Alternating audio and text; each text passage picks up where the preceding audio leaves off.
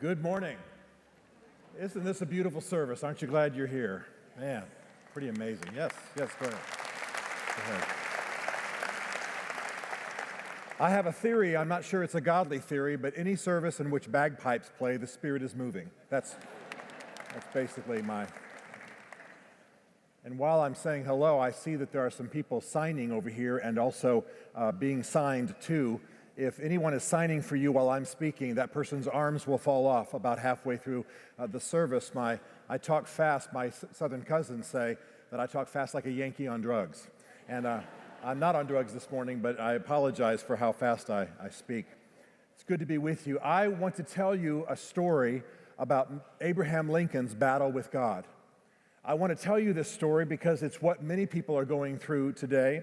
It's kind of a parallel for our entire nation. It may be what you're going through.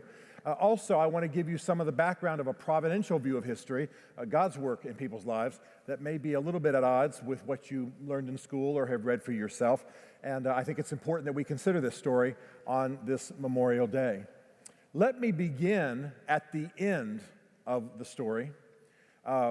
Let me tell you what happened on the last day that Abraham Lincoln was alive. Maybe you saw the Stephen Spielberg movie, and so you know that on the last day of Lincoln's life, he and his wife went for a carriage ride. The war was largely over. They were feeling lighter. They'd had a lot of grief. They were flirting, and they were relaxing together and talking about what they would do after the war. If you saw the movie, then you know that that was beautifully portrayed with Daniel Day-Lewis and the lady who played Mrs. Lincoln, Sally Field.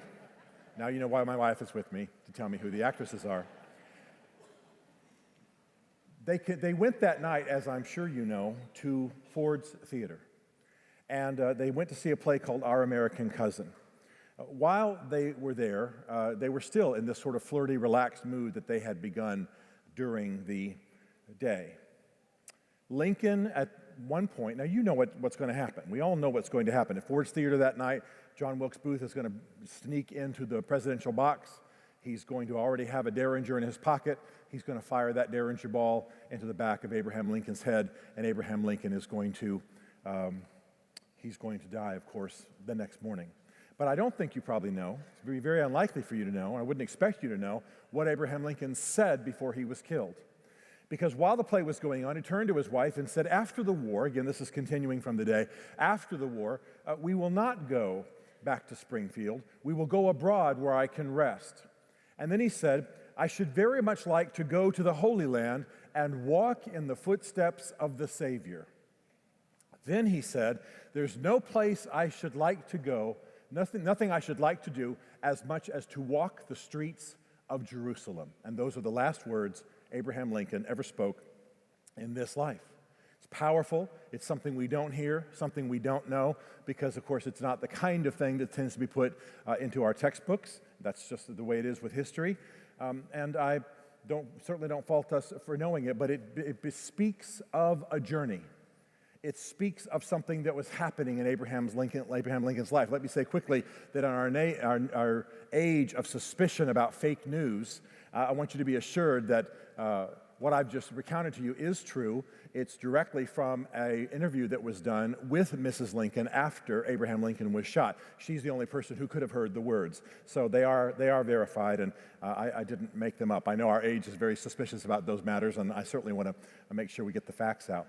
What's interesting about these last words of Abraham Lincoln is not only that they're unknown to us for the most part, but also that they do not represent the certain phases in Abraham Lincoln's life. He was not always a man who would have said those words, and I'd like to tell you that story because I think the journey that he was on will probably touch your heart. It will also describe some of what some of us have been through, some of what our generation's going through, and perhaps help us land on some truths that we can take away today. Abraham Lincoln, as many of you know, was born in Kentucky around Hodgensville on February 12, 1809. Every school child knows those dates. His family began there, then eventually moved into Indiana, then eventually moved into the Illinois that we associate with him so much in his life. He was born and grew up as a young boy at a time when there was a revival happening in the American West called the Second Great Awakening. Those of you who've studied American Christian history and religious history know these things. The Second Great Awakening, we tend to associate it with Charles Finney and people like that. It was a frontier, rowdy, wild revival. Like all revivals, probably some of it was God and some of it was the flesh, but it got quite wild. It was sweaty. It was loud. One scholar who went out to the West to chronicle what was happening wrote that when people would be impacted by the Spirit on the frontier, he actually made a list of different things that would happen. He called them the barking exercise and the tree climbing exercise and the running exercise. And he said there was one where people's heads would touch the floor in front of them and the floor behind them because they were shaking so much. I don't know. But what I do know is that it was massive. Lexington, Kentucky, for example, was 1,500 people at the time, but when they had the great camp meetings at Red River and Cane Ridge that entered our history books, there were 20,000 people gathered at clearings in the wilderness. It was huge. More people gathered than were in the entire state. Young Abraham Lincoln, though, was a sensitive soul, and though he had a heart for God, he was put off by this revival, by its wildness, by its roughness, by the way things were done. He would sometimes get up on a stump with his friends watching and repeat some of the sermons that he liked, or if he didn't like the sermon or the pastor, he would mock the sermon and get in trouble for it. Some of us probably have done that in our past as well. There'll be an altar call for just that thing here in a few minutes.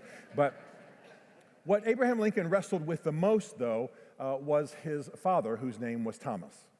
Thomas was a man who was swept up in the revival, but he was also a man of questionable character. He's the kind of guy who could get tearful and weepy about Jesus at dinner one night and then the next day beat his children. That kind of weird, combination, duplicity of character, duality of character that sometimes we see even in our own generation. And obviously it distanced his children from Jesus. Obviously it distanced Abraham from the things of God, being beaten by a man who was not only legalistic, but quite insistent about the things of God in Abraham's life. So Abraham seems to have had something of a heart for God during this time, but he was being distanced by the excesses of the revival and by his father's own unusual character. They did not get along at all. And as soon as Abraham could leave home at the age of 28, legally he owned his labors to his father until the age of 21, and that was just the law at the time, he left home. He went to a place called New Salem. Those of you who've read about Lincoln know that New Salem's a big episode in his life. And oddly, there were a lot of people in that town, even though it was on the frontier, who were what they called, and this was their own word, not mine, that they were religious liberals. They had read Thomas Paine. They had read Volney. They had read Gibbon's Decline and Fall. They had read a lot of the anti-Christian literature of the day, and they were very critical of Christianity and at best, sort of theologically liberal within Christianity. And during this phase, Abraham Lincoln becomes the village atheist. We don't need to hide it. We don't need to apologize for it. He turned completely anti-God. In fact, he became extreme about it. He began to live out the Winston Churchill's dictum that a fanatic is somebody who can't change their mind and won't change the subject. We've all known people, someone like that. But I think he actually lived out more the atheist's dictum. Do you know the atheist creed? The atheist creed is, there is no God, and I hate him. There is no God, and I hate him. I've had atheist friends of mine sit there and tell me that there is no God for 5 minutes, and then tell me for the next 2 hours why they're mad about how he's ruling the universe. You can't have it both ways. But I don't want to pick on atheists. Anybody who's on a sincere journey to spiritual truth, we want to help them and not criticize. But Lincoln definitely was a man who was angry at God and choosing to express that anger by disbelieving in him. And he had reason. I'm not saying he was justified in his anger, but he had suffered serious pain. Lincoln suffered a great deal in his life. His mother died when he was 10, and she died of milk sickness, which was just a terrible and traumatizing way to die that disfigured her. It lasted for days. His sister died when he was 16 years old. He grieved for hours, just collapsed in a puddle and wouldn't move for hours. She was his best friend. Many of you will know the great poems that are around the idea that in his early 20s he fell in love with a girl named Anne. She too died. I mean, he suffered a lot of deaths. He said himself that he was haunted by the thought of rain falling on graves. And people, his friends sometimes wrote that things like this, that when he walked, melancholy dripped from him in great drops. He was a sad man. He was a depressed man. On a number of occasions in his life, his friends had to stand suicide watch. They took the guns and the razors and what have you out of his cabin. Of course, those would have been normal on the frontier, and they took them away and watched to make sure that he didn't kill himself. He suffered depression all of his life. So that was part of it. The other part of it was that his mother was conceived in a rape. And in the odd thinking of the time about biology and generations, Lincoln thought this meant somehow he was cursed. He talked about his gifts being stolen. He somehow saw it as a black mark on his life, and he blamed God for that. So during this time, this decade or so in New Salem, Lincoln is without question the village atheist. People hated to see him coming. He would carry a Bible just to argue with people about it. He ran off 4 or 5 pastors, in the town who just didn't want to have to deal with him anymore, because sometimes he would show up at church services, and argue with the sermon. I mean, you've got a serious burn when you're arguing with the pastor during church. And it was ugly. He wrote a book on infidelity. It's what the title was, Infidelity. And a friend who knew he had political aspirations grabbed it and threw it away because he actually threw it in the fire because he didn't want it to come back to haunt Lincoln later. It was a horrible time, a time of depression, a time of unbelief, a time of rabid atheism and anger. But I believe that Lincoln was living out the atheist creed. There is no God, and I hate him. I think it's not so much he didn't believe in God as that he simply was furious and hurt. Well, things changed, though, when Lincoln ran for state legislature, became part of the Illinois state legislature, and moved to Springfield. Now, in Springfield, Lincoln found some Christians who could speak rationally and intelligently about their Christian faith and not just emotionally. All that Lincoln had known were either religious liberals who made sense to him or people who just gave a lot of pious mush. But when he moved to Springfield, he began, just initially, to meet some people who could actually articulate the gospel. He married Todd Lincoln, as many of us know. They had children, and he began to be respected as a lawyer. A lot of the humorous stories about him traveling the circuit come from this period in his life. He rose in Illinois society, Illinois politics. He eventually went to Congress for only about a year. It was rather an odd term in his life. And this is when one of the great changes happens in his life. He's returning from Washington, D.C. He's finished his tour as a congressman. And at that point, his father-in-law passes away. They lived in Lexington, Kentucky, so on the way back from Washington, D.C., Lincoln goes and handles the estate as the family lawyer of the father-in-law's estate. Lots of arguing, lots of bickering, lots of family hassles, large family in Kentucky. Hatfields and McCoys really was what was going on. And when Lincoln was wanting to take a break, he went into his father-in-law's library. While he was in there, he looked up at the bookshelf and he saw a 2-volume work called A Christian's Defense. A Christian's Defense. And it was written by a man named Reverend James Smith. Now, you should picture James Smith as a cross between Billy Graham and Daniel Boone. He was tough, he was fierce, he was intelligent, but he was also a guy who was from the frontier, and he had no problem letting you know it. In fact, he often gave altar calls where when the right people didn't come to the front to repent, he would threaten to whoop them out in front of the church afterwards. Danny and I have been talking about a strategy for that kind of evangelism here in the church. So he was tough, but he was a man who could articulate his faith. He was a man who could speak to a wounded soul. He was a man who could speak to an intelligent man's mind about the gospel, because while passion and zeal and emotion are great, you can tell that we believe in it and encourage it here, the fact of the matter is that it's not all there is to the gospel. There is thought, there is reason, there is the commandment to be ready to give a reason, a rational explanation for the hope that lies within you. And the fact that James Smith could do this was powerful.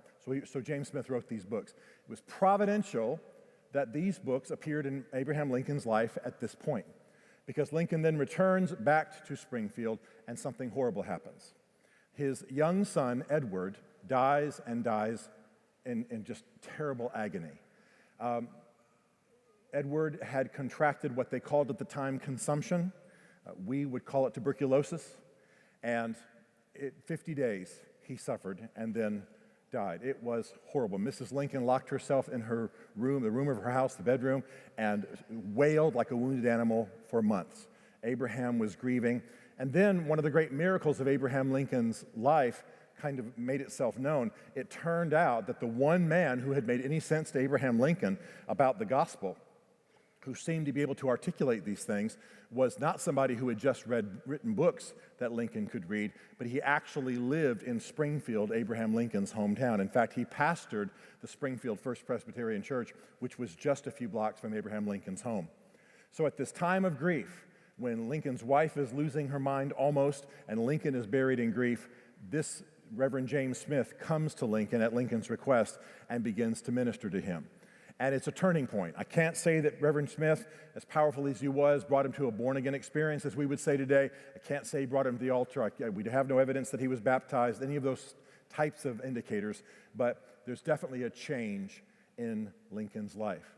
In the next phase of Lincoln's life, as he continues to rise in politics and continues to be considered even for national office, he's changed about the gospel. He now has clergymen as friends. He funds Christian endeavors. He loaned his personal buggy to a new Baptist minister in Springfield for 2 solid years. That's quite an investment from a man. He talked about the gospel a lot. He read the Bible. He continued to meet with Reverend Smith.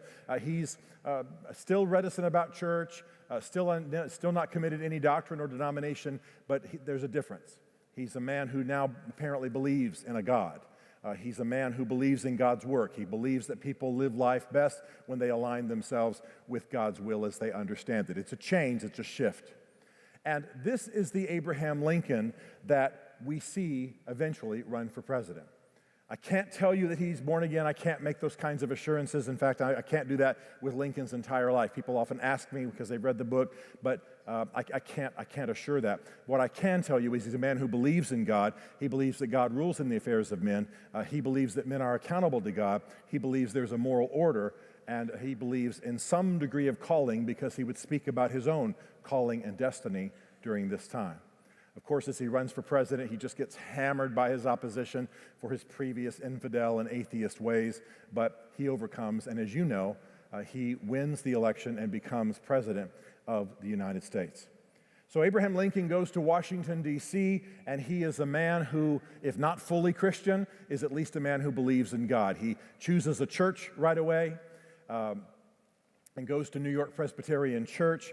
He rents a pew, which was apparently the practice at that time. I understand Danny's going to start that process too here, so you have to rent your chair next week.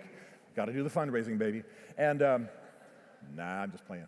And so they rent a pew, and Lincoln is there. And Lincoln is known for being a man of some degree of faith. He often has a Bible on his desk and is found reading it by staff and by friends. He discusses the Bible with clergymen. He is a man who is at least open and interested in faith and reading. It affects a lot of who he is publicly. You may know that there were a number of times during the Civil War when soldiers were shot, but where they had put their Bible in their pocket absorbed the musket ball or the rifle bullet. And so a young man, he actually sent Lincoln the Bible that had saved his life, that was over his heart, and with the bullet actually embedded in it. Lincoln went out and bought him another Bible and sent it back to him and wrote, "Please keep the Bible where it was. It apparently is doing you a great deal of good." And so that's the way you have this sort of mixture of faith and Lincoln, as much as, by the way, he despised the theologians who justified slavery theologically. You can imagine how he would have been upset about that in his day. What really makes another turn in Lincoln's life, unfortunately, this is just the pattern of his days, is that when he was in the early days in the White House, there was more suffering. Mary Todd Lincoln, sensing the heaviness and the gloom that was on the city as the war descended upon the nation, decided to throw a party. And this is actually the picture we have of the dress she actually wore. So you can see it was fancy, it was Victorian, it was very, very upscale, so to speak. But during that party, the Lincoln's child, Willie, becomes sick. Now, Willie was the one that was perhaps closest to Abraham. It'd be improper for us to say he loved the child any more than his other children, but he was the one that we hear all the stories about. He had a little colonel's uniform that he wore. He's about this tall, but he had a colonel's uniform that he wore, and he's the one who rode a goat cart through the White House, and he's the one who kicked in the door and went into a cabinet meeting and insisted that his father pardon the goose that was about to be cooked in the White House kitchen. This is just the way he was, and Lincoln loved him, and they laughed, and they talked, and they were wired the same way. And then young Willie became sick during this party, so there was a great deal of guilt on the Lincolns, and he died a few days later. Again, Mrs. Lincoln goes to her bedroom, screams like a wounded animal for months. We certainly can understand the grief. The staff is unnerved. Visitors to the White House are unnerved. Lincoln himself locks himself in his office for one day a week on Thursdays, turns off the lights, sits in the dark, and grieves. This goes on for quite some time. Finally, a minister of the gospel in New York decided to make an appointment with the president. You could do that kind of thing at the time, and went down to see Mr. Lincoln. And when he went into Mr. Lincoln's office, he said, "Sir, this grieving you're doing is not right. Don't you know that if you believe on the Lord Jesus Christ, though he cannot come to you, you will go to him one day and you will be reunited?" Lincoln jumped up out of his chair, pointed his finger at the man and said, "Sir, you mock me." And the man said, "No, absolutely not. This is one of the most cherished doctrines of the Christian faith," and continued to tell him about the resurrection and how he could be reunited to his son. Again, can't tell you he had a born-again experience, can't tell you what the turning was, but he fell into this minister's arms, wept. The two shared scripture for a while, and it lifted Lincoln's gloom. It lifted his deep grieving. He accepted the promises that this minister of the gospel had given, and it changed him. And he also began to share those same truths with his wife, and that brought her out of the darkness. So in these early days in the White House, Abraham Lincoln is not only dealing with horrible grief from yet another death in his life, and yet the death of another son, but he is also dealing with something else. And that is just the weight and the burden of the American Civil War. The American Civil War is unbelievably bloody. I'm sure you know now that the historians have revised the death toll. It's over 700,000 men and women killed in the American Civil War. And Lincoln, interestingly enough, like most people, expected it would be over fairly quickly. But something was at work that worked against the normal rules of warfare, the normal rules of what you would expect on conflict. He would have his armies show up. They would be larger armies than the opposition, with perhaps better trained generals, certainly better materiel, more supplies, and so on. They would have the high ground, be more strategically located, and they would lose. The Union armies lost constantly. In fact, up until Gettysburg in 1863, the Union was on the run for the most part. Lincoln was overwhelmed with the grief, the deaths, and what was going on. He, of course, believed that God was on the side of the Union, as the Confederate States believed that God was on their side, and so he was mystified. They would lose constantly. They would lose when they should have won. He was unbelievably frustrated. At one point, his commander-in-chief was a general named General McClellan. And Lincoln got so furious at McClellan refusing to act and then acting stupidly, he said, "If General McClellan is not going to use the army, I would like to borrow it." I mean, he was just livid because there was such defeat. And this was going on and on and on and on. And Abraham Lincoln would walk the White House at night, and the gloom would descend, and the staff would hear the footsteps of the president walking the halls, usually wrapped in a blanket. You saw a sense of that in the movie, perhaps, and it's all true. But what happened to Abraham Lincoln is something that I think is perhaps we need to recall. You see, when Lincoln first went into the White House, he was, of course, a man still in progress about his faith, but he had confidence that the war was a result of human decisions. He believed that the war was a result of human decisions and activity. In fact, we can see this in his first inaugural address. I hope you'll read the two Abraham Lincoln inaugural addresses. They're powerful and some of the greatest literature in American history. But in the first inaugural address, Lincoln essentially says to the Union, "This is in your hands." In fact, he says, "In your hands, my dissatisfied fellow countrymen, and not in mine, is the momentous issue of civil war. He believed it was in human hands. He believed that humans controlled this issue. He believed that history, at least that much history, was being determined by human decision. 4 years later, 4 years of the war making no sense, 4 years of what should have happened not happening in any direction, even sometimes when the South should have won, it didn't, because of just the moment they were in, they had the high ground, they had the better troops, they had the better trained troops, the better generals. Even in those, nothing went the way anyone expected, and the blood was just mounting. And so finally, Lincoln's elected 4 years later to president again. He's at his second inaugural, which again, maybe you've seen in the movie or you have read. And he says this: "The Almighty has His purposes." If you read the second inaugural address of Abraham Lincoln, he's come to the conclusion that no human hands determined this war. The war was visited upon the nation as punishment for its various sins. And that now, with the war over, he was saying, we should bind up the nation's wounds and heal the country and move on. This speech was given just shortly before he was assassinated. What's interesting, of course, is that Abraham Lincoln has made this progression from irritated, sort of interested Christian to total atheist, and then that slow progression we see over years through death, through suffering, through ministry, to believing in God and grappling with His will during the American Civil War. And when Lincoln died, again, I can't tell you that he was born again. I can't tell you that he came fully to a Christian experience. He was always grappling. He was always questioning. He was always asking questions. But he was definitely on a search, definitely hungry. I think that it's interesting that a lot of people, a lot of Christians, especially Christian writers, have tried to say that Lincoln, and they seem to maybe have a little bit of evidence for it, I can't confirm it, that Lincoln was scheduled to be baptized a few weeks later after he was killed, that he was scheduled to have a conversation with his pastor about joining the church. I can't verify any of that. The top historians can't verify any of that. It would be nice to think it was true. I wish I could say it. I just can't. So Lincoln's was a life interrupted. It was a life interrupted. And I think it's a tragedy that John Wilkes Booth ended a life that was in spiritual search. There are a number of things I want to say to you out of Lincoln's life before I let you go on with your day here. But one of them is I understand very much that what Lincoln was in spiritual pursuit is what a lot of our nation is.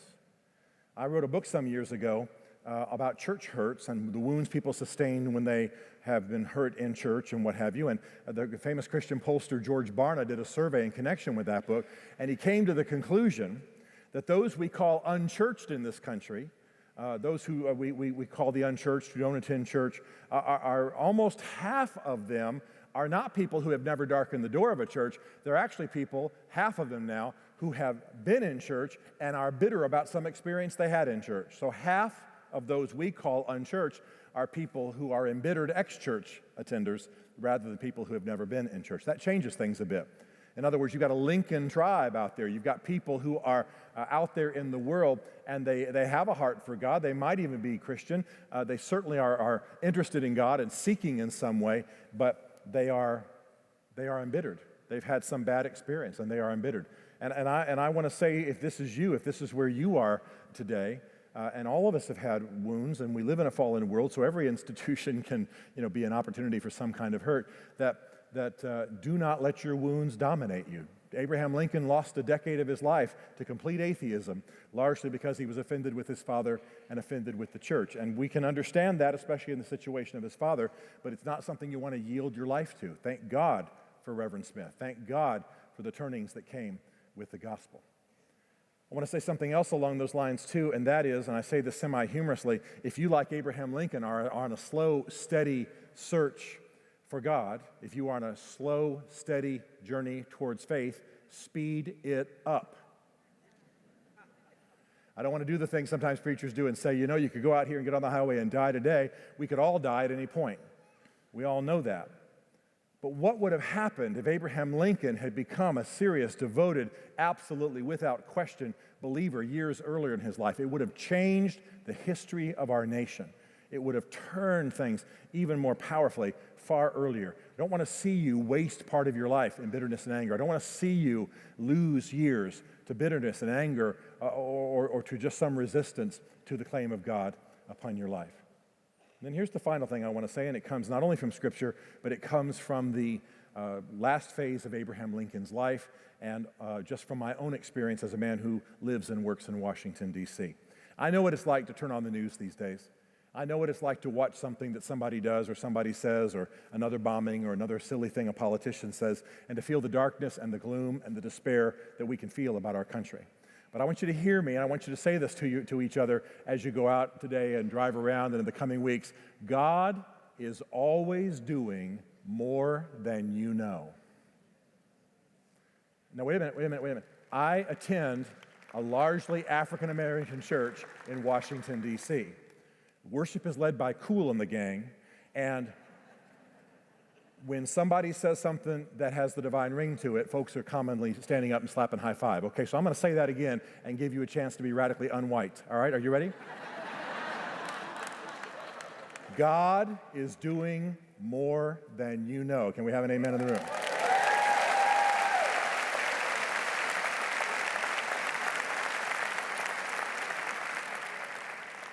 Sean Hannity's a friend, but Sean Hannity's not telling you about the progress of the kingdom.